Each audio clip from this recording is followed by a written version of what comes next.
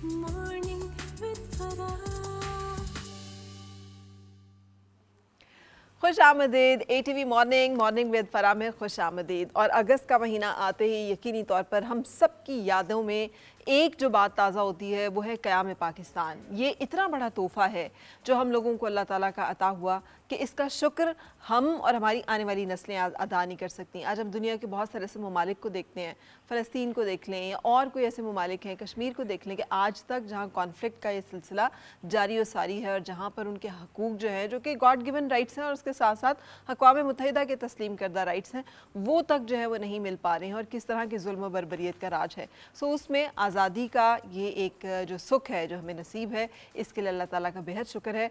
बहुत ज़रूरत है आज के दौर पूरा शोब में, जबकि लोग क्वेश्चन करना शुरू हो गए हैं कि भाई क्या ज़रूरत है, ये जो हालात हैं इसके नतीजे में मतलब ये कौन सी आज़ादी है, कि हम एक दफ़ा ज़रूर उस पस मंज़र पर गौर करें, उस तमाम सूरत हाल पर गौर करें कि जिसके नतीजे में हमारे आबा व अजदाद को ये ज़रूरत महसूस हुई थी कि हमें एक आज़ाद ममलिकत चाहिए जहाँ पर हम अपने नज़रियात, अपने अकायद के मुताबिक आज़ादी से ज़िंदगी बसर कर सकें। सो उस पस मंज़र के बारे में हर रोज़ हम छोटी छोटी बातचीत करते रहेंगे। आज चूँकि 1 अगस्त है, जिस हवाले से पहली नशिस्त के लिए हमने जिस शख्सियत को यहाँ पर दावत दी है उन्हें तमगा इम्तियाज़ मिल चुका है। कमाल अफसाना निगार हैं, 30 से ज़्यादा तसानीफ़ जो है वो तकरीबन इनकी आ चुकी हैं इस वक्त, जिनमें लेटेस्ट जो है इनके खुद नविश्त है खुशबू की दीवार के पीछे, और इनके बहुत मशहूर चंद जो तसानीफ़ हैं उसमें पैकर जमील है, मट्टी आदम खाती है, एक नावल जो कि उन्होंने सकूत ढाका के पस मंज़र में लिखा है, और जंग में मोहब्बत की तस्वीर नहीं बनती। अब नामवर अफसाना निगार हैं, नक्काद हैं, दानिश्वर हैं, मेरे साथ हैं मोहम्मद हमीद शाहिद साहब। अस्सलाम वालेकुम, कैसे हैं आप शाहिद साहब? मैं ठीक हूँ, अल्लाह का शुक्र। अच्छा सर, आपने पाकिस्तान बनते देखा है खुद आपको कुछ? हमने अपने वालिदैन की आंखों से पाकिस्तान बनते देखा है, ठीक है, और बनते भी देखा है और टूटते भी देखा, यानी दोनों चीज़ें हमें देखी और उसके असरात भी उनके चेहरों पे देखे, उनकी ज़िंदगियों पे देखे। बिल्कुल। तो जो मंज़र हमने यानी सकूत ढाका के वक्त देखा था, उसने तो हमारी ज़िंदगी में एक बहुत तल्ख तजर्बा जो है वो सामने आया और अंदाज़ा हुआ कि हम जो पाकिस्तान से मोहब्बत अपने वतन से नहीं करते और हम नहीं समझते अपने वतन के लोगों को, तो फिर ऐसे नताइज हमारे सामने आते हैं। हमें आज़ादी की कदर करनी चाहिए। बिल्कुल। तो ये एहसास फिर और सबकी आज़ादी की, मतलब ये आज़ादी सिर्फ मुझे नहीं मिली है, ये आज़ादी हमारे उन अक़लियती जो हमारी बिरादरी है उसको भी मिली है, वो भी उतने ही आज़ाद हैं। हमारे तमाम सूबों में रहने वाले तमाम अफराद एक जितने आज़ाद हैं, सबका फ़ारा जी देखें, आज़ादी का तस्वर जो है ये कोई ऐसा नहीं है कि जिसे आप मशरूत ना हो, ये मशरूत है। यानी मेरे लिए इतनी आज़ादी है कि मेरे हाथ की ज़द में कोई नहीं आ रहा, उससे आगे मैं अगर करूँगा तो वो मेरी आज़ादी नहीं होगी। आज़ादी एक मशरूत होती है, कुछ कवायद और ज़वाबित होते हैं, उनके अंदर रह के होती है। बिल्कुल। तो वो ज़ाहिर है मुल्क जो है, जो सल्तनत आपकी है, जो मुल्क आपका है, जिसमें आप रह रहे हैं, तो जिन लोगों के साथ रह रहे हैं उनके साथ मशरूत आज़ादी हमारी होती है, इसे समझना चाहिए। तो ये मादर पिदर आज़ादी वाली बात नहीं है, बल्कि एक ज़िम्मेदार शहरी की, एक मुल्क के फ़र्द की हैसियत से, एक कौम के फ़र्द की हैसियत से हमारी बहुत सारी ज़िम्मेदारियाँ हैं, उनके साथ ये आज़ादी का तस्वर भी मौजूद है। जैसे आप अभी जिक्र कर रहे हैं ना कि वालिदैन की नज़र से हमने आज़ादी देखी, कुछ बातें वो है जो आप किताबों में पढ़ते हैं, कुछ बातें वो होती हैं जो आपको सीना दर सीना या ऐनी शाहिदीन, वो लोग जो कि गुज़रे होते हैं उन तमाम अवामिल से, उन तमाम सूरत हाल से जिन्होंने देखा होता है, वो आपको बता रहे होते हैं। तो हमारे वालिदैन भी उन्हीं लोगों में से थे। मुझे याद है अच्छी तरह, हम बचपन में बैठा करते थे तो सहन हमारा बड़ा सा घर का जैसे होता है, तो वो बुज़ुर्ग भी बैठते थे, हम भी बैठते थे, तो वो हमें अपने बचपन की बातें भी, अपने ज़माने की बातें भी बताते थे। तो वालदा साहब, अभी वाल साहब बैठे हैं, दादा जान बैठे हैं, तो वो बताते थे कि जिस वक्त तकसीम हो रहा था और यहाँ से पिंड जेब में हम रहने वाले थे और चक्की हमारा एक गांव है उसमें भी हम रहते थे, तो वहाँ भी आप ये देखें ऐसे लोग मौजूद थे जिन्होंने सरहद पार जाना था, तो उनके साथ ताल्लुक़ वगैरह, तो वो जब भी वो निकले तो उनकी हिफाजत कर रहे हैं और सामान इनके पास रख रहे हैं कि कभी हम आएंगे तो वो लेके जाएंगे। तो ऐसे कैफियत में वो यहाँ से गए थे, लेकिन जो वहाँ से आ रहे थे वो भी हम देख रहे थे और यहाँ आके बस रहे थे, जिस तरह वो जुड़े हुए लोग आ रहे थे, कटे पटे लोग आ रहे थे। तो ये दोनों तजर्बे जो हैं हमने उनसे जब सुनते थे तो वाकई हमें पाकिस्तान जो है वो एक नेमत लगता था। लेकिन वो पस मंज़र क्या था जिसके नतीजे में ये जद्दोजहद की गई और एक ज़रूरत महसूस हुई कि एक आज़ाद मुल्क की ज़रूरत है? अब ये देखें, अगर आपके जहन में ये नहीं है कि एक वक्त था कि मुसलमान ही हुक्मरान यहाँ पे थे जी। और मुसलमान जो है 1857 वो आज़ादी महसूस कर रहे थे, और ईस्ट इंडिया कंपनी जब आई है यहाँ पे और उसके बाद ज़वाल आपका जब शुरू हुआ है और औरंगज़ेब के बाद जिस तरह सल्तनत डाउन होना शुरू हुई है सारी, और फिर जाके 1857 के अंदर जो कुछ आपके साथ होता है, और मुसलमान की ये आखिरी कोशिश थी कि शायद हम अपना जो पहला अरूज है वो उसको हासिल कर लें, तो वो उसमें नाकामी होती है। अंग्रेज़ उसे गदर कहता है जी। और हमारे लिए तो वो आज़ादी की मामला था। और फिर हम उसके बाद सूरत हाल ये थी कि हम टारगेट हो गए थे उस वक्त। अब उसके बाद यानी शाह आलम तक आप आते आते आप देखते हैं तो ये हालत हो गई थी कि मुसलमानों के पास तो कुछ भी नहीं था। उन्हें सरकारी सतह पे कहीं मुलाजमतें नहीं मिल रही थी। हिंदुओं को प्रेफर इसलिए किया जा रहा था कि वो अंग्रेज़ के करीब हो गए थे। अब क्यों करीब हुए थे ये भी ज़रा सोचने वाली बात है। इसलिए हुए थे कि मुसलमान अपने आप को तो हुक्मरान पहले से समझ रहे थे, नफ्सियाती सतह पे वो आज़ाद थे पहले, वो गुलाम नहीं थे।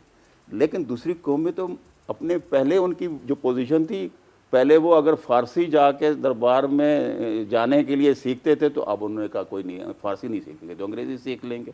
तो उनकी हालत तो ये थी कि उन्हें एक गुलामी से वो निकले थे, दूसरी गुलामी में, अंग्रेज़ की गुलामी में उन्हें चले जाना था। लेकिन मुसलमान उस गुलामी को तस्लीम नहीं कर रहा था, लिहाजा इसकी तरफ से पूरी एक एजिटेशन थी। एक और जो बहुत बड़ा कमाल है वो ये है कि हमारी जो मैंने अभी कोट जिक्र किया कि हम एक ऐसा आज़ाद ममलिकत या रियासत चाहते हैं जहाँ पर मुसलमान अपने नज़रियातों अकायद के मुताबिक ज़िंदगी गुजार सकें। कि हम लोग जो हैं, हम शराब नहीं पीते, हम सुअर नहीं खाते, हम पार्टी का वो जो एक कॉन्सेप्ट है हम उसके तकाज़ों में फिट इन नहीं होते।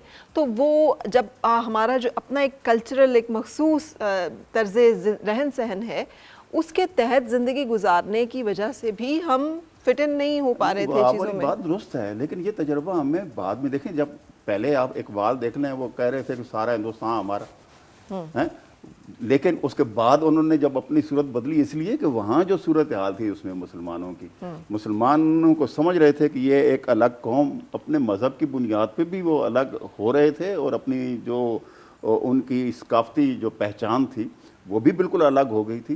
तो तुम्हें इन्होंने अंदाज़ा हुआ कि इन्हें वहाँ पे एडजस्ट नहीं किया जा रहा, उस पूरी यानी जिसमें अक्सरियत में वो लोग दूसरे मज़ाहिब के लोग थे, उसमें मुसलमानों को प्रॉपरली एडजस्ट नहीं किया जा रहा था।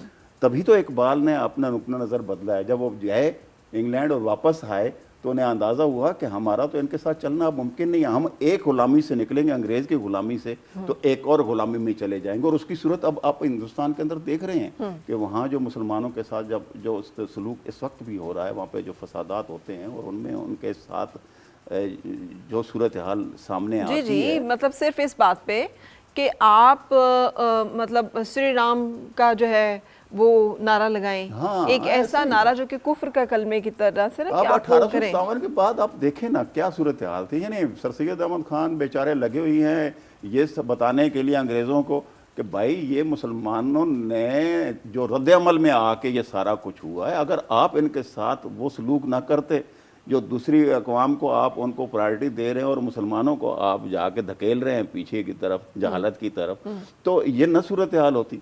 तो इसलिए कि एहसास तो हो गया था उसी वक्त कि हम अगर इस जगह पे रहेंगे बरसगीर में और अंग्रेज़ चला जाएगा तो एक और गुलामी हमारा मुकद्दर हो जाएगी।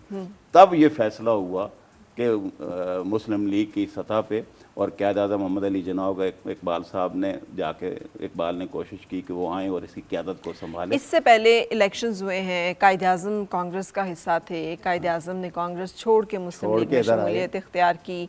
कायद आज़म भी मुत्तहिदा हिंदुस्तान के जो हैं वो एडवोकेट थे, उसी के लिए कोशिश करते थे।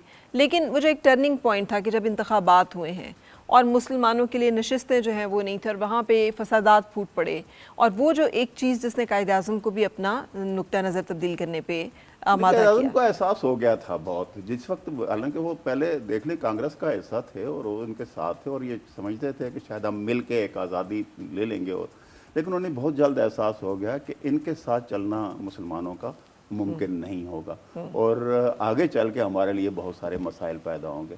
تو قائد اعظم کو جب یہ احساس ہوا تو پھر اس کے بعد یہ 2 قومی نظریے والا جو تصور ہے وہ سامنے آیا.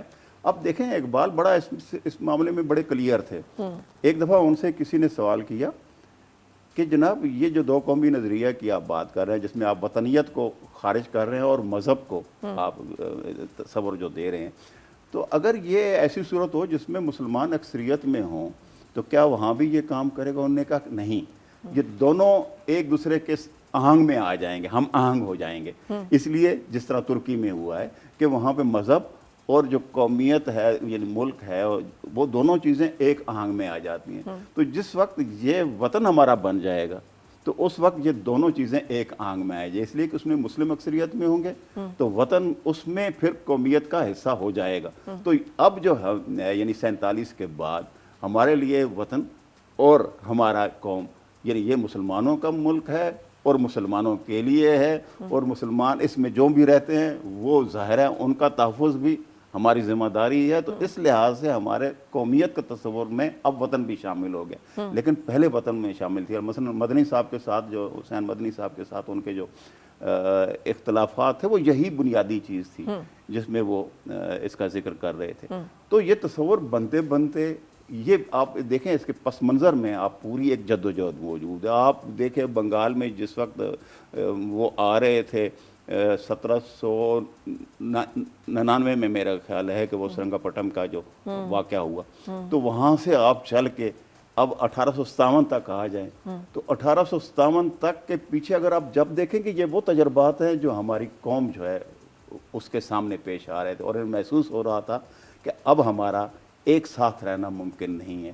اب ہمیں ایک الگ وطن کی ضرورت ہے اور ایک آزاد وطن کی ضرورت ہے جس میں ہم اپنی روایات کے مطابق، اپنے ثقافتی مظاہر کے مطابق اور اب آزادی سے، انہوں نے اسے مرکز محسوس کا نام دیا تھا اقبال نے کہ ایک ایسا مرکز محسوس ہونا چاہیے جہاں ہم اپنی مرضی کے مطابق زندگی گزار سکیں اور یہ نمونہ بن سکے دوسرے عالم اسلام کے لیے بھی کہ ایسا ملک ہمارا وہ سامنے کون سی آتا ہے. شخصیات ہیں جن کے ناموں سے بھی شاید ہم واقف نہیں ہیں لیکن جن کا بہت اہم کردار رہا ہے آج اس آزاد مملکت کے قیام میں؟ اس طرح کی بہت ساری شخصیات ہیں. اب کس کس کا نام لیا جائے اور کس کا چھوڑ دیا جائے. اب جیسے دیکھ لیں لیاقت علی خان آپ کے سامنے موجود ہیں، محمد علی جوہر موجود ہیں. مطلب آپ سر سید احمد خان سے وہاں سے شروع کر کے اصل میں پہلا تصور سر سید احمد خان کے ذہن میں یہ آیا تھا کہ مسلمان اب ہندوستانیوں کے ساتھ نہیں. وہ جو علی گڑھ میں انہوں نے الگ سے کالج بنانے کا تصور اور وہاں سے وہ اصل میں ایک تصور ان کے پاس تو یہ تھا کہ یہ جو ایلیٹ کلاس کے لوگ ہیں اگر یہی لوگ اگر جا کے پڑھنے لگ جائیں گے تو یہ نیچے تک اس کو منتقل کریں گے. تو وہ اگرچہ آپ اس تصور سے الگ بھی سوچ سکتے ہیں لیکن ایک خیال یہ تھا. تو اب وہاں سے آپ اگر آغاز کریں تو آپ دیکھیں گے تو وہ بہت سارے لوگ جتنے بھی لوگ ہیں وہ حالی ہوں وہاں سے شروع کر کے آپ قائد اعظم تک چلے آئیے تو ایک پوری میں کہتا ہوں ایک سربراہان کی ایک فہرست ہے، ایک کہکشاں ہے جو مصروف تھی آپ کے راستوں کو روشن کرنے کے لیے کہ جناب آپ اس راستے سے چل کے آگے بڑھ سکتے ہیں.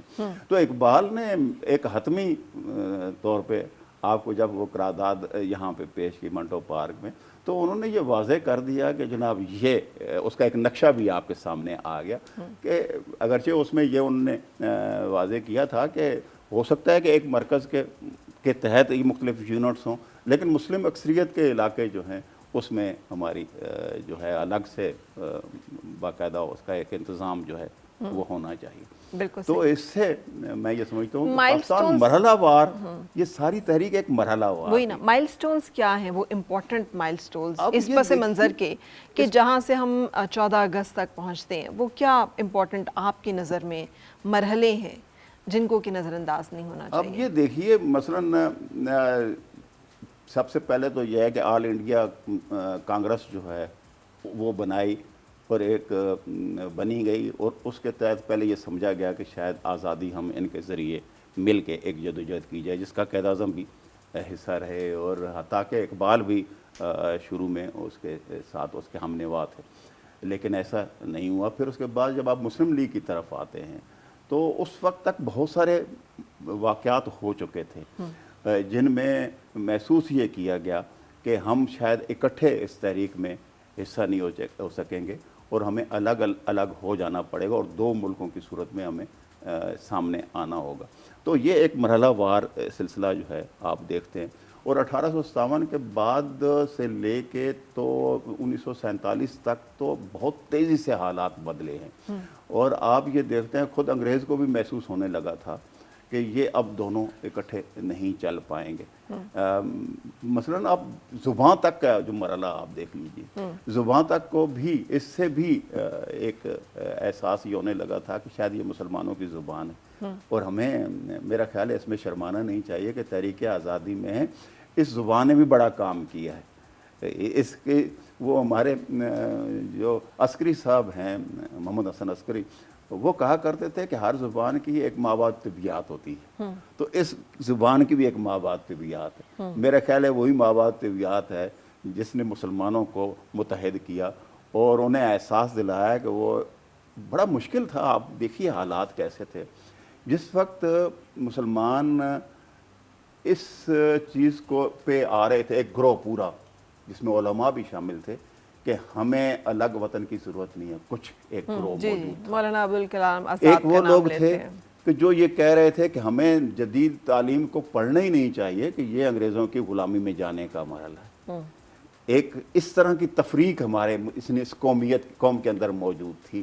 ویسے میں اقبال جو ہے ایک راستہ سجاتے ہیں اور وہ قومیت کے بنیاد پہ, ملت کی بنیاد پہ, مذہب کی بنیاد پہ پوری قوم کے اندر یہ احساس پیدا کرتے ہیں کہ اگر آپ نے بچنا ہے اپنی زندگی, قومی زندگی کو بچانا ہے اور اپنی روایات کو بچانا ہے, تو پھر اس کے لیے آپ کو ایک پلیٹ فارم پہ جمع ہونا ہے. کیا فرق ہے کہ وہ لوگ ہمارے آباء و اجداد ہیں وہ اکٹھے ہو گئے, وہاں یونٹی کا کانسیپٹ ہو گیا, لیکن آج ہم لوگوں کا ایک مقصد کہ اس وطن کی ترقی اور خوشحالی کے لیے اکٹھے ہو پانا جو ہے وہ مشکل ہوا ہوا ہے. پہلے جو اگر تو آپ سوال اس طرف ہے کہ ہم مشترکہ جو ہندوستان تھا اس میں ہندو اور مسلمان اور یہ وہ ساری قومیتیں اکٹھی رہتی تھی, تو وہ تو اس زمانے میں تھا جب یہاں نہیں پہ میں کہہ رہی ہوں کہ جب مغل مسلمانوں نے اس اور وقت مغل چونکہ مسلمان تھے لہٰذا وہ تو اکٹھا کر سکتے تھے. نہیں میں بات کر رہی ہوں آزادی کے حوالے سے کہ آزادی میں جب ہمارے تمام ڈفرینسز ہم نے بالائے تر رکھے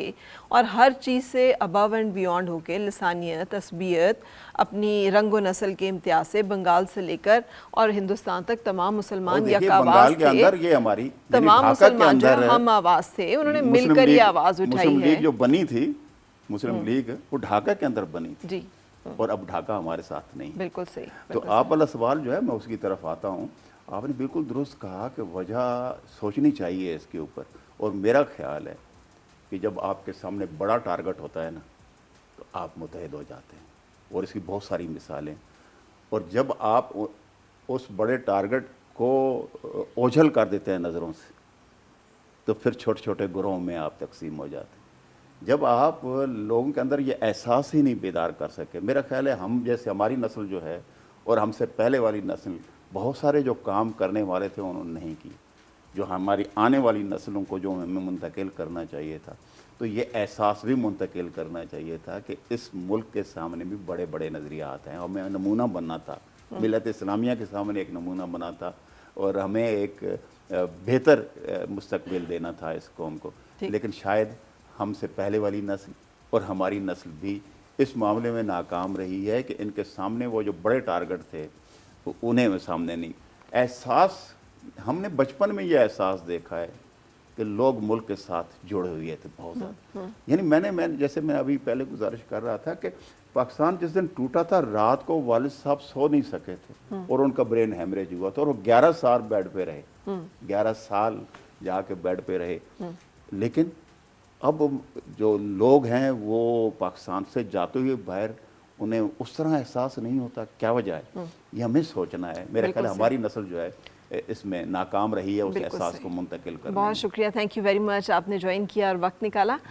ہم ایک بریک کے لیے رک رہے ہیں اور بریک کے بعد ہوگی آپ سے ملاقات مہمانوں کے ساتھ. آؤ پھر سے مسکرائیں اور مل کے گنگنائیں, ہیں گمشدہ جو خوشیاں